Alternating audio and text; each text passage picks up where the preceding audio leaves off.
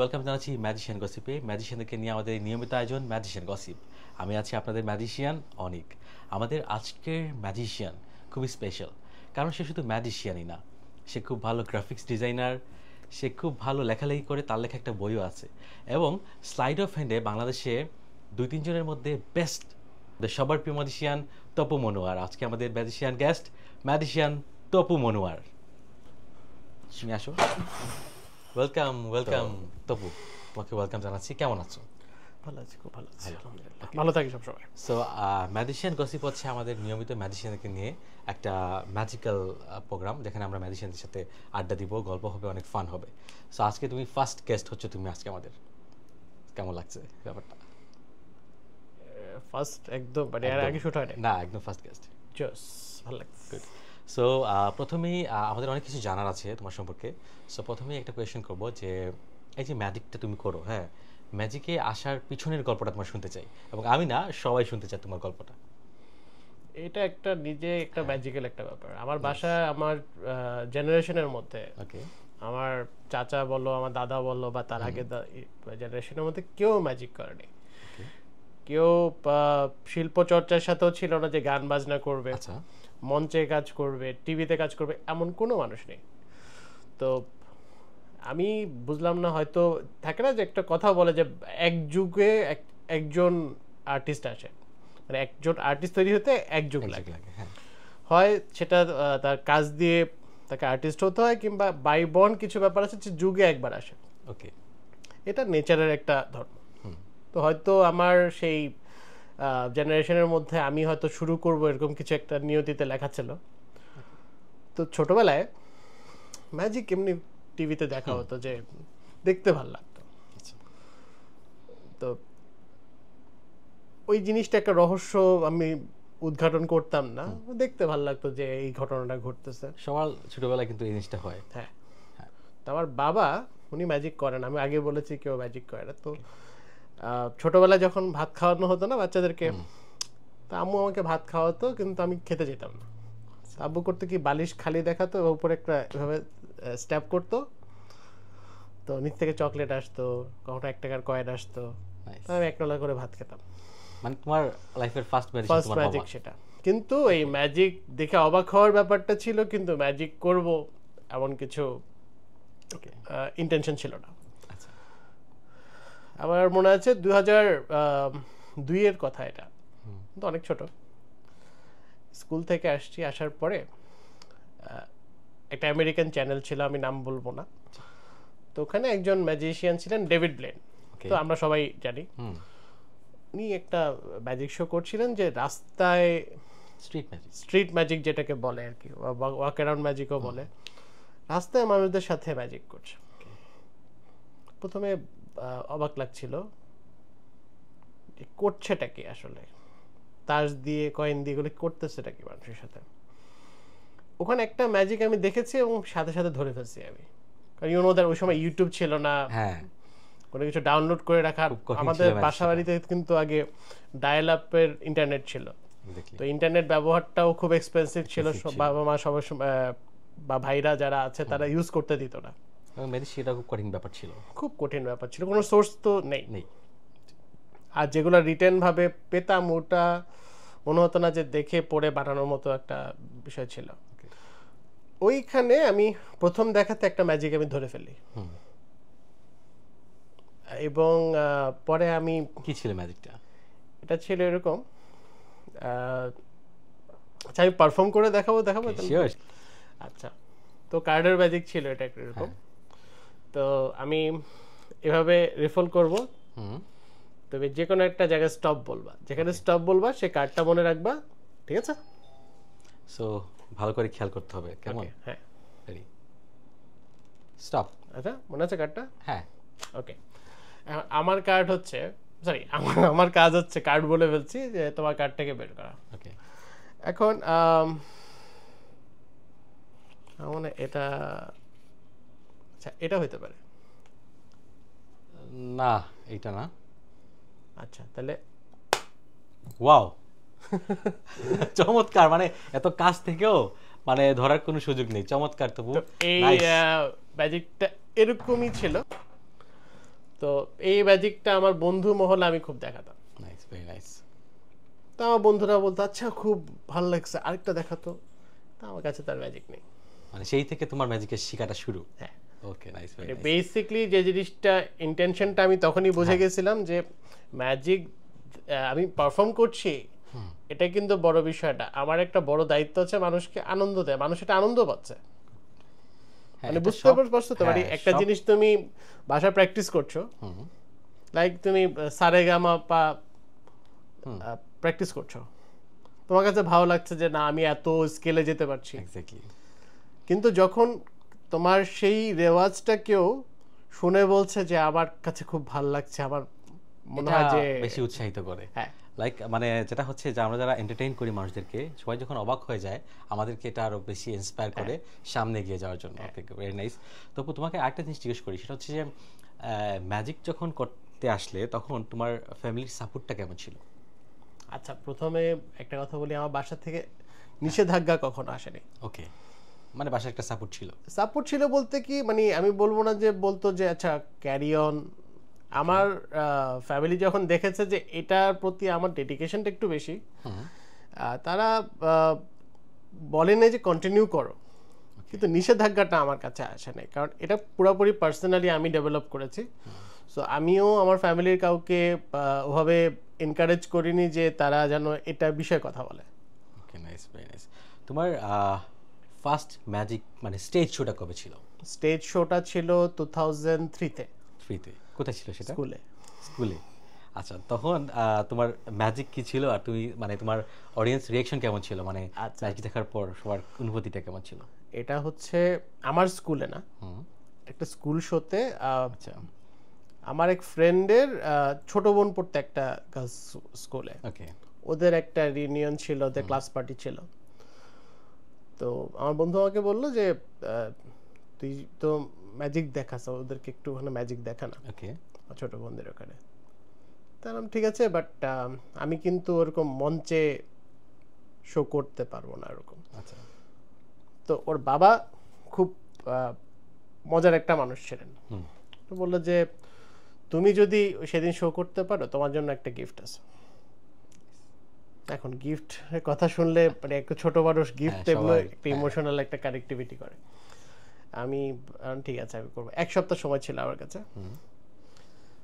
তখন আমি জানি না যে একটা ম্যাজিকের দোকান থেকে প্রপস কিনতে হয়, বা হ্যাঁ,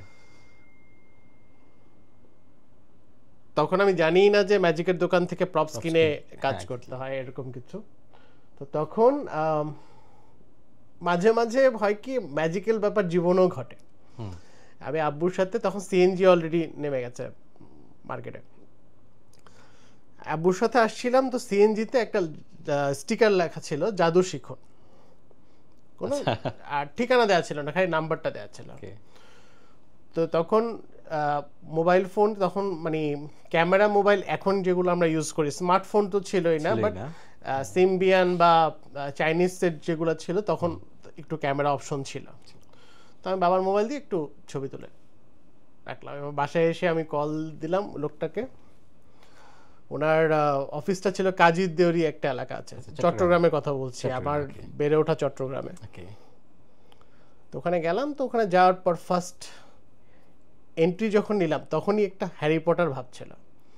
অন্ধকার একটা জায়গা, সিঁড়ির ভিতর দিয়ে উপরে উঠতে হয়, আচ্ছা, তারপর বাম দিয়ে ঢোকে চিপা গলির ভিতরে একটা ম্যাজিক শপ। একটা ম্যাজিক শপ, মানে উইথ ডিউ রেসপেক্ট ওই সাইজের এখন বর্তমানে টয়লেটও হয় না, এত ছোট ছোট। ওকে, উইথ ডিউ রেসপেক্ট আমি বলছি, মানে একটা বলছি মানে সাইজটা আমি বোঝানোর চেষ্টা করছি যে এরকম ছোট ছিল। কারণ ম্যাজিক রিসোর্স তখন ইউ নো দ্যাট ওই সময় ছিলই না, মানে যে যার মতো করে কালেক্ট করে। তো আমি ছোট মানুষ তখন, আমি একলা একলা গিয়েছি সেখানে, কিছু কালেক্ট করলাম ওখান থেকে ম্যাজিক, কিন্তু আমি ওই 300 টাকা 500 টাকার কোর্স আমি করিনি। আচ্ছা, আমার কাছে মনে হচ্ছিল যে তখনই যে এটা ওয়েস্ট অফ মানি, আমি যদি পার্টিকুলারলি কিছু গেম কিনি ওই 500-600 টাকা দিয়ে। আর তখন কিন্তু যেহেতু এখন অনেক ম্যাজিক অ্যাভেলেবল, তখন তো অ্যাভেলেবল ছিল না, তাই না? একটা মনে করো যদি কার্ড কিনতে হতো বা একটা রুমালও যদি কিনতে হতো দেখা গেছে 200-300-400-500 টাকা চলে যেত, এক্সপেন্সিভ ছিল অনেক। তাও ওটা অরিজিনাল পেতাম না আমরা। অনেক কপি থাকে। অনেক কপি থাকতো, নিজেরা বানিয়ে করতো। কিছু কালেক্ট করলাম, কালেক্ট করে এখন বাসায় আমি তো জানি না এগুলো কি মানে কিভাবে দেখাবো, আমি সিক্রেটটা জানি কিভাবে। ওকে, পারফরম্যান্সটা আর জানা হয় না। তারপর আমি ওটা দিয়ে কিছু প্র্যাকটিস করে এখন যখন মঞ্চে উঠলাম, মঞ্চে কিন্তু মজার বিষয় আমাকে সময় দিয়েছিল বোধহয় 5 মিনিট 6 মিনিটের মতো, সেখানে আমি 20 মিনিট ম্যাজিক দেখিয়ে নামলাম। ড্রেস আপের কথা বলবো না, কারণ বুঝাই নাও যে তখন অত কিছু জানতাম না, প্রথম শো, তখন মাইক্রোফোন। হ্যাঁ, লং টাইম। মানে অডিয়েন্সের মানে রিঅ্যাকশনটা কেমন ছিল? আমি তালি ছাড়া কিছু শুনিনি। Very nice. তার মানে নিশ্চয়ই খুব ভালো পারফরম্যান্স ছিল সেই সময়। এরপরে এখন বললাম যে গিফট লাগবে। ওকে, তো ওই আঙ্কেলটা যদি দেখে থাকেন, আমি জানি না উনি দেখবেন কিনা, একটা খামের ভেতরে 2000 টাকা। সেই সময় অনেক টাকা, 2000 টাকা। 2000 টাকা মানে কি 100 টাকার নোট 20 মানে তোমার 20টা। নাইস। তা আমার তখন একটা স্কুল পড়ুয়া ছেলের কাছে 2000 টাকা অনেক অনেক। খুব সুন্দর, নাইস। আচ্ছা, তো একটা কোয়েশ্চেন, সেটা হচ্ছে ম্যাজিক তো অনেকে অনেক ধরনের ম্যাজিক করে, যেমন কিউলেশন করে, আমরা যেমন কনজিউরিং করি, তুমি কিন্তু ক্লোজ আপ ম্যাজিক করো বা স্লাইড অফ হ্যান্ড যেটা করো, এটা খুব ভালো করো তুমি। সো এই সাইড মানে ক্লোজ আপ ম্যাজিকে আসার পিছনে তোমার রহস্যটা কি? আচ্ছা আচ্ছা আচ্ছা, একটা কথা আমি একটু ক্লিয়ার করি সবাইকে, যেন দর্শকরা জানবে। শিওর। ম্যাজিক কিন্তু ম্যাজিকই, ম্যাজিকের বাংলা কিন্তু জাদু না। ওকে, অন্তস্থ জাদু, অন্তস্থ জ বা বর্গীয় জ, এটা ডাজন্ট ম্যাটার। এটা পুরো এশিয়াতে, হয়তো ইন্ডিয়া আর আমাদের কালচারে এটা নিয়ে খুব গবেষণা হয়, কিন্তু পৃথিবীর সব জায়গাতে কিন্তু ম্যাজিক মানেই ম্যাজিক। ম্যাজিক ইংরেজিতেও ম্যাজিক, ম্যাজিক বাংলাতেও ম্যাজিক হবে, হিন্দিতেও ম্যাজিক হবে।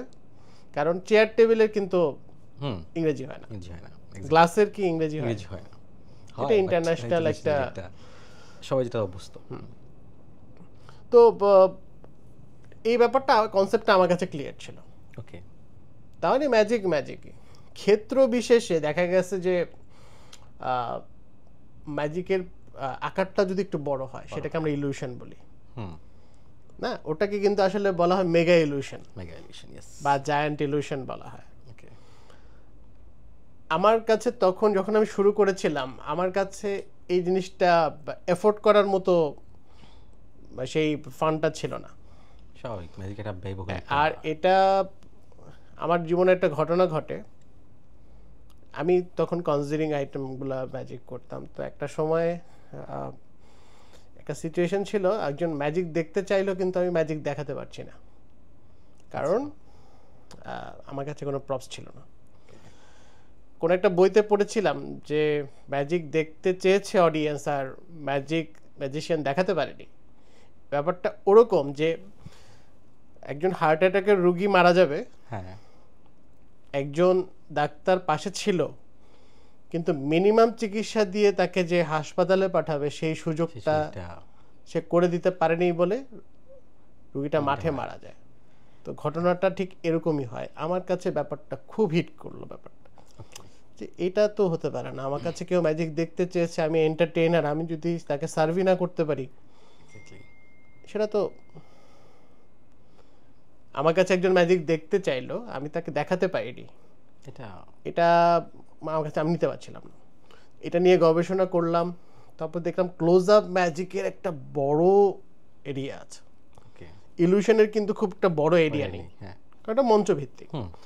ক্লোজ আপ ম্যাজিকে আছে, ওয়াক অ্যারাউন্ড ম্যাজিক আছে, ওয়াক অ্যারাউন্ডের একটা পার্ট হচ্ছে টেবিল হপিং, স্ট্রিট ম্যাজিক আছে, তারপর মাইক্রো ম্যাজিক আছে, যেটা একদম যেটা আমরা দেখি এখন, এটা কিন্তু মাইক্রো ম্যাজিক বলে। ক্লোজ আপ হচ্ছে মেইন ক্যাটাগরি, সাব ক্যাটাগরি হচ্ছে মাইক্রো ম্যাজিক। এবং কনজিউরিং একটা আছে, যেটা তোমার ছোটখাটো জিনিসকে বড় করে দেখানো। আমার কাছে ভালো লাগছে না, এই ক্যাটাগরিতে অনেক কিছু করা যাবে। তো আমি তখন দেখলাম যে বাংলাদেশে এই ক্যাটাগরি নিয়ে কাজ করার মানুষ খুবই কম, তো মেবি হচ্ছে এটা নিয়ে কাজ করলে এগিয়ে যাওয়া যাবে। দ্যাটস ওয়াই এটা শুরু করা। নাইস, আমরা অনেক কিছু জানতে পারলাম আজকে, সো ভেরি নাইস। তবু একটা জিনিস জানতে চাচ্ছি, সেটা হচ্ছে যে আমি যতটুকু জানি তুমি মাইনুল খানাকেলের একটা বই তুমি পেয়েছিলে, ওটা থেকে তুমি অনেক ম্যাজিক শিখেছো। সো এই ব্যাপারে তুমি কি বলতে চাও? আচ্ছা, আমার ম্যাজিকের টিচার যিনি, উনি প্রয়াত ম্যাজিশিয়ান প্রফেসর মাইনুল খান সাহেব। ওকে, আমার জীবনের অনেক বড় একটা এরিয়া জুড়ে আছে। উনি কিন্তু খুব ভালো ক্লোজ আপ করতো। অবশ্যই, এবং আমি বলে রাখি মানে অত্যন্ত অমায়িক একজন মানুষ ছিলেন, অনেক শিক্ষিত একজন ম্যাজিশিয়ান ছিলেন, তিনি আর্কিটেক্ট ছিলেন পেশায়, কিন্তু ম্যাজিকের জ্ঞান তুখর অনেক। আমি ইন্ডিয়াতে গিয়েছি জানো গত বছর, সেখানে যে স্কুলে গিয়েছিলাম, একটা স্কুল আছে ওখানে, গৌতম গুহম স্কুল অফ ম্যাজিক। ওখানে যিনি টিচার প্রভাত কিরণ চৌধুরী সাহেব, উনি কিন্তু মাইনুল খান আঙ্কেলকে চেনেন, কখনো কাছাকাছি উনি দেখেননি, বাট চিনে। তিনি যখন জিজ্ঞেস করলেন আঙ্কেলের কথা, মাইনুল খান সাহেব আছেন, ওই কথা বলতে বলতে, তো একজন মানুষ সেই পরিমাণ ক্রিয়েটিভ হলেই কিন্তু তার কথাটা অটোমেটিকলি বর্ডার পার করে যায়। তখন আমি বুঝতে পেরেছি যে না, আমরা আসলে যাকে হারিয়েছি, আঙ্কেল তো এখন নেই, যাই হোক, তো ওনার কাছ থেকে ম্যাজিক শিখতে পারাটা আমার জীবনের সবচেয়ে বড় একটা পাওয়া। এবং একটা কথা বলে রাখি, আঙ্কেল যখন প্রায় মানে হাত ভাঙে, লাস্ট পর্যায়ে যখন তখন একটু সুস্থ ছিলেন, ওনার সাথে আমার কথা হয়েছিল একবার। আচ্ছা, এবং ওনার লাস্ট কথা ছিল, তপু তুমি এখন রেডি, তুমি চাইলে এখন তোমার স্টুডেন্ট বানাতে পারো, কারণ আমি তোমাকে যা শিখিয়েছি এটা তুমি, আমি চাই এটা পরের জেনারেশনে যাক। তো এটাই ছিল ওনার সাথে আমার লাস্ট কথা, এরপরে আর। যাই হোক, দর্শককে একটু বলে রাখি, তপু ম্যাজিক সম্পর্কে খুব ভালো নলেজ রাখে। মানে আমরা অনেক সময় অনেক কিছু যখন জানতে চাই তখন তপুকে ফোন দেই, তপু এটা কিভাবে হলো বা এটা কে করেছে, এই সব কিছু নলেজ খুব ভালো রাখে। সো তপু, এবার একটা ম্যাজিক দেখবো, কি ম্যাজিক দেখাবে বলো? কয়েনের ম্যাজিক কি দেখাবো? দেখাতে পারো। ওকে, সো আমার কাছে তিনটা কয়েন আছে। তিনটা কয়েন, ওকে। 1, 2 এবং 3। ওকে, তুমি চাইলে চেক করে দেখতে পারো এর মধ্যে কোনো। চেক করে দেখছি, তিনটা কয়েন একদম সলিড, কোনো নরমাল কয়েন, জাস্ট কোনো ম্যাগনেট বা কোনো কিছু আছে কিনা? না, কিছুই নেই, একদম নরমাল অর্ডিনারি কয়েন। এগুলো কিন্তু আমেরিকান কয়েন। হ্যাঁ, American coin, US $1/2, made in China. আচ্ছা, তুমি এখানে দেখতে পাচ্ছ এখানে একটা ইনভিজিবল পকেট আছে। হ্যাঁ, ম্যাজিশিয়ানদের ইনভিজিবল পকেটটা আসলে দেখা কঠিন। পকেটটাকে আমি এখানে রাখছি। ওকে, তো আমি একটা একটা করে কয়েন নিব আর এই পকেটের মধ্যে রেখে দেব। ওকে, ঠিক আছে, দেখা যাচ্ছে আই হোপ। তো এটাকে আমি এভাবে রাখলাম। মাই গড, কোথায় গেল? তাহলে কটা রইলো? দুইটা। হ্যাঁ, এখন এই সেকেন্ড কয়েনটাকে আমি রাখলাম এখানে। হ্যাঁ, মাই গড, কোথায় গেল? এখন রইলো কিন্তু একটা। হ্যাঁ, এখন আমি এই দুইটা কয়েন তোমার হাতে দিলাম, দেখতে পাচ্ছ? তুমি দেখতে পাচ্ছ না কিন্তু ম্যাজিকের। এখন তুমি এক কাজ করো, আমার হাতে থ্রো করবা। একটা কয়েন কিন্তু আমার কাছে আছে, এটা রাখার মানে হলো এই দুটো যখন এখানে আসবে একটা আওয়াজ হবে একসাথে। নাইস, তাই না? এই জন্য এটা প্রমাণ রাখার জন্য এটা রেখেছি। আমি খুব কাছে থেকে দেখছি কিন্তু তারপরেও কিন্তু বুঝতে পারছি না। আচ্ছা, দেখতে পাচ্ছ কয়েনটা এখানে আছে। 1 2 3 শব্দ হলো। আচ্ছা, হাতটা পাতো একটু। ওকে, দেখা যাবে 1 2 আর 3, তিনটা কয়েন। নাইস। মানে দর্শক, মানে আমি খুব কাছে থেকে দেখেও মানে ধরতে পারলাম না ম্যাজিকের কৌশলটা, এত নাইস, এত স্মুথ। থ্যাংক ইউ তপু, অনেক অনেক ধন্যবাদ। এবং মজার বিষয়, এই তিনটা পয়সাকে ধরো। হ্যাঁ, কোথায় গেল? মানে আমি অবাক হয়ে যাচ্ছি, মানে টোটালি অবাক হয়ে। নাইস, ভেরি নাইস, খুব সুন্দর তপু। সো এবার আমরা একটা গেমস খেলবো। ঠিক আছে, র্যাপিড ফায়ার। So ready? হার জিত হলো আমি গেম খেলতে পারি না ভালো। গেমটা খুব সহজ। এখানে একটা বল আছে, সো তোমাকে যেটা করতে হবে, বলটা ড্রপ করতে হবে, আমি কোয়েশ্চেন করব এবং দ্রুত তোমাদের আনসার দিতে হবে। আচ্ছা, একটু বলে রাখি, আমি ম্যাজিক দেখাতে ভালো হয়তো পারতে পারি, বাট এই খেলায় কিন্তু আমি একদম। সো আজকে দেখা যাক কেমন খেলো তুমি। কেমন কোয়েশ্চেন করব, আনসার দিতে হবে খুব দ্রুত। ঠিক আছে, র্যাপিড ফায়ার। ওকে, ঠিক আছে। সো এটা হচ্ছে তোমার এভাবে এভাবে ধরে না এটা না এইভাবে রেড কালার। আসলে আমি জানি না এটা হচ্ছে সম্পর্কে বল। সো আমরা শুরু করছি, কেমন? Okay ready go. তপু, বাংলাদেশে তোমার সবচেয়ে প্রিয় ম্যাজিশিয়ান কে? জুয়েল আচ্ছা এরপরে কে? এরপর আমি নিজে এরপরে আও, আরেকটা বল আছে, সো আমি আবার ট্রাই করি, কেমন? ঠিক আছে ওকে রেডি। আচ্ছা, তোমার সবচেয়ে প্রিয় খাবার কি? খিচুড়ি খিচুড়ি। আবার পড়ে গেল, সমস্যা নেই, আবার খেলি আমরা। গো। সো কার হাতে রান্না ভালো লাগে, মায়ের নাকি বউয়ের? দুজনেরই একটা বলতে হবে। না মা মা। ওকে। সো বাসায় ঝগড়া করে কে বেশি, তুমি নাকি তোমার ওয়াইফ? আমি পরে গেল। যাই, গুড, তুমি খুব ভালো খেলেছো। পরের প্রশ্নটার মাইটটা আমাকে এটা দিয়ে খেতে খেতে হবে হবে, good, very good. So thank you very much. আসলে দর্শক, আমরা অনেক আড্ডা দিচ্ছি তপুর সাথে, অনেক কিছু জানতে পারলাম ম্যাজিক সম্পর্কে, আশা করি আপনারাও জানতে পারছেন। তোমাকে আরেকটা কোয়েশ্চেন করি। সো বাংলাদেশে কিন্তু তোমার আইডলকে ম্যাজিকে, তুমি আমি মানে তোমাকে যদি প্রশ্ন করি তোমার আইডলটাকে বাংলাদেশে কার নাম নিবে? আসলে আইডল দেশ বা বিদেশ এটা বলাটা না, বাংলাদেশ যদি প্রেক্ষাপটে বলি তোমাকে আমি। আচ্ছা, বাংলাদেশে যে যদি আমাকে বলা হয় যে হ্যাঁ। কে আইডল, আমি বলবো তোমারও একই মানুষই হবে, আমাদের জুয়েলেজ স্যার। ওকে। জুয়েলেজ স্যারকে নিয়ে যদি অনেকে অনেক রকম ব্যাখ্যা করবেন, আমি মনে করি যে স্বয়ং আমি একমাত্র মানুষ যে রেফারেন্স দিয়ে বলতে পারবো। ওকে। তিনি এমন একজন মহাসাগর, ওনাকে নিয়ে রিসার্চ করা যাবে ম্যাজিকে। এক্স্যাক্টলি। ওনার ম্যাজিকের স্টাইলটা হচ্ছে ক্লাসিক্যাল কিন্তু হাইলি ট্রেন্ড প্রফেশনাল। মানে একটা ক্লাসিক্যাল ম্যাজিককে তিনি নিজের চিন্তাধারা দিয়ে এমন এক জায়গাকে চেঞ্জ করে এনে নিজের মতো করে উপস্থাপন করে, এটা আমি বলতে পারি যে এশিয়া ছাড়াও পুরো পৃথিবীতে খুব কম মানুষই আছে। ওনার চিন্তাধারাটাই একদম ভিন্ন। যেমন স্যার কিন্তু কখনো কোনো ম্যাজিককে প্যাটার বলে না, বলে প্রত্যেকটা ম্যাজিক এক একটা গল্প। সেটা তার ওই সুতার ম্যাজিক হোক বা সিল্কের ম্যাজিক হোক, দেখবা যে সব ম্যাজিকটার সাথে একটা না কোনো একটা কোনো গল্প আছে। আর হুয়ান তামারিজ একজন ম্যাজিশিয়ান আছে, তুমি তো জানো, ওনার একটা থিওরি আছে, একটা ম্যাজিকের গ্রাফ থাকে। তো প্রথমে ওপেনিং অ্যাক্ট, এটা গ্রাফটাকে এভাবে তোলে, ওকে, পরের ম্যাজিকটা এভাবে গ্রাফটা তোলে। হ্যাঁ, কোনো কারণে যদি একটু গ্রাফ নিচে নেমে যায়, এটা কিন্তু তোলা পরে কষ্ট হয়ে যায়। এটা আমরা ম্যাজিশিয়ানদেরকে প্রবলেম।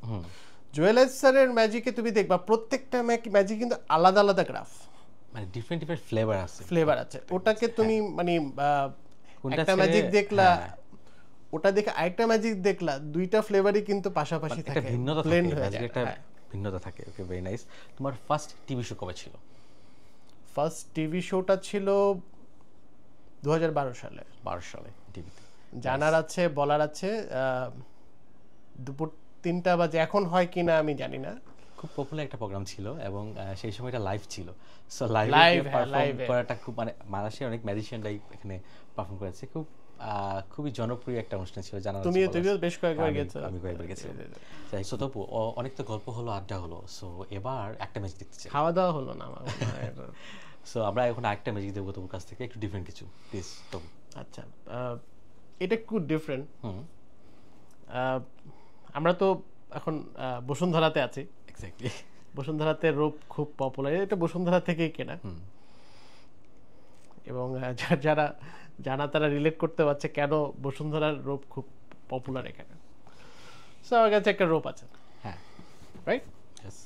তো তুমি এই রূপের এই কর্নারটা একটু চেক করে দেখো, টান দিয়ে দেখো কোনো ম্যাগনেট আছে। একদম সলিড একটা অর্ডিনারি রূপ, কোনো চালাকি কিছুই নেই। ঠিক আছে, অনেকে বলে কি যে এর মধ্যে কোনো এভাবে করতে পারে, তবে এই সাইডটা একটু চেক করে দেখো। হ্যাঁ, আমি দেখছি একদম অর্ডিনারি, কোনো তার মানে পুরো রূপটাই আমি তোমাকে চেক করিয়ে দিলাম, হ্যাঁ, রাইট? ইয়েস। এখন এখানে কোনো ম্যাগনেট ট্যাগনেট বা কোনো কাটাটা কিছু নেই, কিছু নেই। ওকে। তো এই যে নটটা আছে, হ্যাঁ, নট নট না, দুইটা প্রান্ত আছে। এটা প্রান্ত আছে। আমি যেটা বলবো আমাকে ভুল ধরিয়ে দিতে হবে, ঠিক আছে? এটা দুইটা প্রান্ত এখনো নট করা হয় নাই। ওকে। তুমি যদি এই দুইটা প্রান্ত ধরে রাখো, আমি যখন বলবো 1 2 3 দেখবা এটা আরো লম্বা হচ্ছে। ওকে, ঠিক আছে, টান দাও, 1 2 3। কি ব্যাপার? আচ্ছা, এটা কি ওই দড়িটা না? আমি অন্য দড়ি নিয়ে এসেছি নাকি? মনে হচ্ছে অন্য দড়ি। কিন্তু দেখো প্রান্ত ছাড়া যেটা হয়, এটা সার্কেল হয়ে গেল। সার্কেল হয়ে গেল, এটা মানে এন্ডলেস একটা রোপ হয়ে গেল। ইয়েস। ওটা মানে অন্য ম্যাজিকটা। যাই হোক, একটা কাজ করি, তুমি এই সাইডটা ধরে রাখো। হ্যাঁ। ওকে, আমি যখন বলবো 1 2 3 তখন তুমি টান দিবা, তাহলে একটা কি ব্যাপার? আগের মতোই হয়ে গেল আবার। আচ্ছা ওকে। করতে চাচ্ছি একটা, তো ম্যাজিকটা বোধহয় আমাকে সায় দিচ্ছে না। আচ্ছা, এক কাজ করি, আবার পড়ে গেল, আবার এটা আলাদাই হয়ে গেল। ও মাই গড, আবার সার্কেল হয়ে গেল। তো ঠিক আছে, এবার একটা কাজ করি, একটা কেচি আছে আমার পকেটে, ওকে। দেখা যাচ্ছে? ইনভিজিবল। ইনভিজিবল। ওকে। ও মাই গড, তাহলে এটা আবার একটা রূপ হয়ে গেল। একটা রূপ হয়ে গেল। নাইস। তো আমি চাচ্ছি যে এই দুটোকে নিয়ে কিছু করার। ঠিক আছে? ওকে। ওকে, আমি যখন বলবো 1 2 3 তুমি একটা ফু দেবে। ফু দেওয়ার মানে কিন্তু এখানে ম্যাজিক নেই, ব্যাপারটা হচ্ছে আমি একটু এদেরকে বলতে চাচ্ছি ওকে। তুমি কথা শোনো। এক্স্যাক্টলি, বুঝতে পারছি। ফু। ওকে, কোলগেট। আচ্ছা ঠিক আছে, নাইস। দেখা যাবে মানে দুইটা দড়ি হয়ে দুটো যাচ্ছে, দড়ি রাইট? এখন সমান হয়ে গেছে। ভেরি নাইস, খুব তো সুন্দর। মজার বিষয়, এই সাইডটা ধরো, হ্যাঁ। ধরো মুট করে ধরো তুমি। ওকে। আমি যখন বলবো 1 2 3 ছেড়ে দেবে, 1 2 3 ছেড়ে দাও, ও মাই গড, আবার একটা হয়ে গেল। আরেকটা হয়ে গেছে। Nice, very nice. এটাকে আরেকটু কাজ করতে পারি, তবে ওই ম্যাজিকটা আগামী পর্বে, আজকের জন্য না। থ্যাংক ইউ, মানে মাথা পুরো মানে কাজ করছে না, এত নাইস এটা ম্যাজিক। থ্যাংক ইউ তবু, অনেক অনেক ধন্যবাদ। আচ্ছা তবু একটা কোয়েশ্চেন করি, ম্যাজিক নিয়ে তো আমাদের সমাজে অনেক ধরনের কথা আছে। সো কেউ বলে আমাদের ইসলাম বলে যে ম্যাজিকটা হারাম বা ম্যাজিক করা ঠিক না। তোমার কাছে কি মনে হয়, একটু বলবে কি? বা আমার দর্শক জানতে চাই যে আসলে তুমি যেহেতু এটা নিয়ে অনেক ভাবো বা গবেষণা করো, সো তুমি তোমার কাছে শুনতে চাই। বিং এ মুসলিম, আমি আমার ধর্মকে রেসপেক্ট করি, ইয়েস অবভিয়াসলি। এবং আমার দায়িত্ব কিন্তু হচ্ছে পজিটিভিটি নিয়ে এক্সপ্লেন করা। তো আমি একদম গোড়ায় যেতে চাই এটা। আমি অনেক রিসার্চ করেছি এটা নিয়ে। আমাদের ইসলাম ধর্মে যেটাকে মানা করা হয়েছে সেটাকে কিন্তু ম্যাজিকের বাংলা যে জাদু যেটা বলা হয়, আমি আগে বলেছি যে ম্যাজিকের বাংলায় কিন্তু ম্যাজিক। হ্যাঁ। তো জাদু কোত্থেকে আসলো? ওকে। জাদু ওয়ার্ডটাকে যদি তুমি ইংরেজিতেই করো, আরেকটা ওয়ার্ড আছে, এটাকে বলে এক্সোরসিজম। আচ্ছা, ব্ল্যাক ম্যাজিক কি বলে এটাকে নাকি? ওটাতে আসছি আমি। ওকে। এক্সোরসিজমের যদি বাংলা করো, সেটাকে জাদু বলা যেতে পারে। এই এক্সোরসিজমটাকে ইসলামে মানা করা হয়েছে, যেটাকে আরবিতে সিহের বলে। আচ্ছা, সিহের। এটা কিভাবে করে, মানে এটা কি আসলে কি করে নাকি? এটা ইসলামিক আমাদের ছিলেন, আমাদের নবীজিকেও জাদু ম্যাজিকে করা হয়েছিল, এবং যেটার কারণে, এবং আমাদের শিফাটাও কিন্তু আমাদের কোরআন শরীফে আছে। আচ্ছা, কিভাবে এটা রিকভার করা যায়। তো হয় ওইটা এখনো, ওই ধরনের ম্যাজিক এখনো আছে কিনা, ইটস এ মিস্ট্রি। তুমি কখনো কি মানে সামনাসামনি এটা কখনো দেখেছো যে আসলে এটা ব্ল্যাক ম্যাজিকটা হয়? আমি তোমাকে বলতে পারি যে বর্তমানে আলহামদুলিল্লাহ আমার কাছে মনে হয় যে ওই সুপার ন্যাচারাল ক্ষমতাটা কারো কাছে নাই। আমি সময় দেখি কাউকে ব্ল্যাক ম্যাজিক করতে হলে, সো তার চুল বা তার একটা পুতুল তৈরি করে, ওটার মধ্যে ভুডু ডল তৈরি করে। সো এটা কি আসলেই হতে পারে, এরকম কিছু কোন ব্যাখ্যা কি আছে তোমার জানা? এটা আমরা গল্পে শুনেছি যে কারো নখ দিয়ে ম্যাজিক করেছে, চুল দিয়ে ম্যাজিক করেছে, দাঁত দিয়ে ম্যাজিক করেছে, কিংবা জামা কাপড় কেটে নিয়ে চলে গেছে। তো সবচেয়ে এটা যদি পসিবল হতো এগুলো দিয়ে, তাহলে আমরা আজকে সেলুনে চুল কাটাতে যেতে পারতাম না, পেডিকিউর ম্যানিকিউর করতে পারতাম না। বিশেষ করে পার্লারে মেয়েরা হচ্ছে সবচেয়ে টেনশনে পড়ে যেত, এই তুই কি আমার চুল আরেকজনকে দিয়ে দিয়েছিস। একটা জিনিসে লজিক্যাল থাকতে হবে। এইসব বিলঙ্গিংস দিয়ে কাউকে ক্ষতি কেউ যদি করতে পারে, আমি ভিডিওতে বলছি, আপনারা যদি কেউ পারেন আমার সামনে আসবেন, আমাকে প্রুফ করে দেখাবেন, আমি আমার নখ কেটে দেব, আমি আমার চুল নিজে কেটে এনে দেবো, আমার জামা কাপড় আমার সামনে আমাকে করো। তার মানে আমরা এটা ধরে নিতে পারি এগুলো সবই হচ্ছে এক ধরনের সাইকোলজিক্যাল ব্যাপার। আমরা যে ম্যাজিক গুলো করি, হ্যাঁ, এটা সায়েন্স, পিওর সায়েন্স, একদম পিওর সায়েন্স। এটাকে ডিসেপশন বলে, DECPTION। ION। এখানে একটা কথা অ্যাড করি তবু আমরা যে ম্যাজিকগুলো করি আমরা তো অনেক জায়গায় শো করি, এখনকার জেনারেশন কিন্তু বুঝে যেটা ট্রিক, এটার পিছনে কোনো কৌশল আছে। সো এটা অবভিয়াসলি আই থিঙ্ক বেটার। তারপরে ট্রিক্স তো অবশ্যই আছে, কিন্তু সবচেয়ে বড় জিনিস হচ্ছে সায়েন্স। সায়েন্স, আমরা ডিসেপশন নিয়ে কাজ করি, DECEPTION। এটা মানে হচ্ছে দৃষ্টি বিভ্রান্তি। এক্স্যাক্টলি। একটা জিনিস আমি জানি যে ফিজিক্যালি কোনো অবজেক্ট এক জায়গা থেকে আরেক জায়গায় মুভ করতে পারে না, হ্যাঁ, কিন্তু আমি অভিনয়টাই করছি, ম্যাজিশিয়ান একজন অভিনেতা, হতেই একজন হবে। মানুষ, সে ম্যাজিশিয়ানের চরিত্রে আছে। হ্যাঁ, সে আধ্যাত্মিক ক্ষমতার বলে অবশ্যই না, কোনো একটা মাধ্যমে সে ওই অবাস্তব জিনিসটাকে বাস্তব করে দেখানোর যে প্রচেষ্টাটা সে করছে। যে ভালো অভিনয় করতে পারে সে কিন্তু ভালো ম্যাচ। হ্যাঁ, এখন আমার কথা হচ্ছে যে কেউ যদি এটাই বিশ্বাস করে বসে না এটাই তার সুপার ন্যাচারাল বিষয়, তো তাকে কিন্তু আমরা বের করে আনতে পারবো না। কিন্তু সে তো বিজ্ঞানটাই ব্যবহার করছে, এটা সম্ভব হয়েছে, মানে বাস্তবিক অর্থে সম্ভব না, অভিনয়ের ক্ষেত্রে সম্ভব। যেমন আমি তোমাকে যদি বলি যে আমি পুরো ঢাকা শহরের মানুষটাকে একটা বক্সের ভিতরে আমি এটা দেবো, পারবা? না, সম্ভব না। টেলিভিশন অন করো, একটা জনগণের ভিডিও দিয়ে দাও, হয়ে যাবে। So, এটা একটা ইলিউশন। ইলিউশন এটা। Exactly. আর that's it। সো আজকে আমরা একটা জিনিস ক্লিয়ার হতে পারলাম যে ব্ল্যাক ম্যাজিক বলতে আসলে কিছুই নেই, আর আমরা যে ম্যাজিক করি টোটালটাই হচ্ছে সায়েন্স। ম্যাজিক ম্যাজিকই আর এক্সোরসিজম। এক্স্যাক্টলি। এক্সোরসিজম এখন এক্সিস্ট করে কিনা আমার জানা নেই, যদি আপনারা কেউ প্রুফ করতে পারেন আমার সাথে যোগাযোগ করবেন। আজকে আমাদের অনুষ্ঠানে একটা চ্যালেঞ্জ পেয়ে গেলাম। সো আপনারা যদি কোনো কারণে এরকম কিছু পেয়ে থাকেন অবশ্যই তবে হ্যাঁ, আমাদেরকে আমি নক করবেন। যদি ধরে ফেলি যে এটা এইভাবে করেছে তাহলে কিন্তু আপনার সব সম্পত্তি আমার আর অনেক ভাইয়ের। ওকে, দ্যাটস গুড, খুব সুন্দর। সো আজকে তো অনেক আড্ডা হলো, এবার আমরা আমাদের প্রোগ্রামের লাস্ট পর্যায়ে চলে আসছি। এবার আমরা একটা জিনিস করবো, সেটা হচ্ছে যে তবু ম্যাজিশিয়ান যারা ম্যাজিক করে তারা কিন্তু সবাই কার্ড বা কয়েন বা বল বা রোপ নিয়ে কাজ করে, রাইট? সবাই কিন্তু কিছু না কিছু এই ব্যাপারগুলো রাখে। সো আমার কাছে একটা বক্স আছে, এই বক্সের মধ্যে 4টা জিনিস রাখা আছে। কার্ড রাখা আছে, আপনাকে দেখাচ্ছি। কার্ড রাখা আছে, কিছু স্পঞ্জ বল রাখা আছে, কয়েন রাখা আছে, আছে রোপ। সো এই 4টা জিনিস আমরা প্রত্যেকটা ম্যাজিশিয়ানই বেসিক্যালি এই 4টা আমার জন্য জিনিস, গিফট নাকি? মানে আমি তো হ্যাঁ তোমাকে দিয়ে দিব, সমস্যা নাই। আচ্ছা, আচ্ছা, বাট এই 4টা জিনিস প্রত্যেকটা ম্যাজিশিয়ানই কিন্তু আমরা কখনো কখনো ট্রাই করি, সবসময় ট্রাই করতে হয়। সো তোমাকে যদি আমি বলি যে আমার এই 4টার মধ্যে সবচেয়ে বেশি প্রায়োরিটি দিবে তুমি কোনটাকে?